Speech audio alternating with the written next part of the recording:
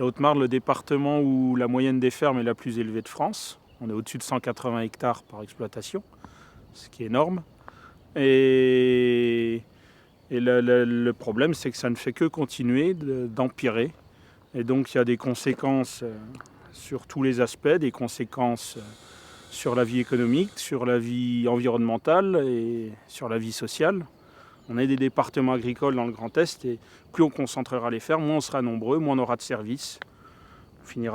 Ça finira qu'il y aura des gens tout seuls, au milieu de rien.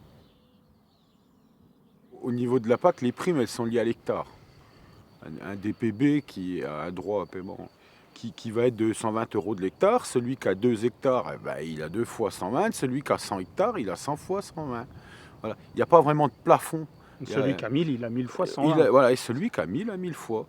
Et c'est à ce moment-là où, après, les gens cherchent des économies d'échelle. Et quand le comptable leur dit, l'année est mauvaise, là, faut payer le gros tracteur, faut payer le...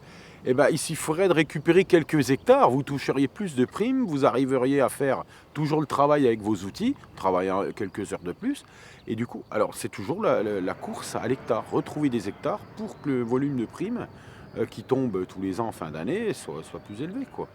Cette évolution, elle est très rapide ces dernières années et ça va de plus en plus vite. On a l'impression que c'est de plus en plus dur pour les agriculteurs. Même ceux qui ont des grandes surfaces comme ça, ils ont du mal à y arriver parfois. Et du coup, on peut se poser des questions, même sur l'intérêt économique de telles fermes. La vente du blé, la vente de la paille, elle va aller pour rembourser le matériel, pour payer les intrants. Et quelquefois, ça ne suffit même pas. Il faut une partie de la subvention pour boucher le trou à la fin de l'année, quoi. Donc là, on arrive vraiment dans des systèmes qui ressemblent à plus rien, quoi. Il y a des gens qui finissent coincés. Alors, si des jeunes qui veulent s'installer hors cadre familial, s'ils n'ont pas du tout de famille dans l'agriculture, par ici, c'est presque impossible, quoi. On le disait en début, les fermes font en moyenne 180 hectares. Une ferme de 180 hectares avec son matériel, avec ses dettes, il faut tout de suite arriver avec un capital d'au moins 500 000 euros. Et ce n'est pas donné à tout le monde d'arriver avec 500 000 euros.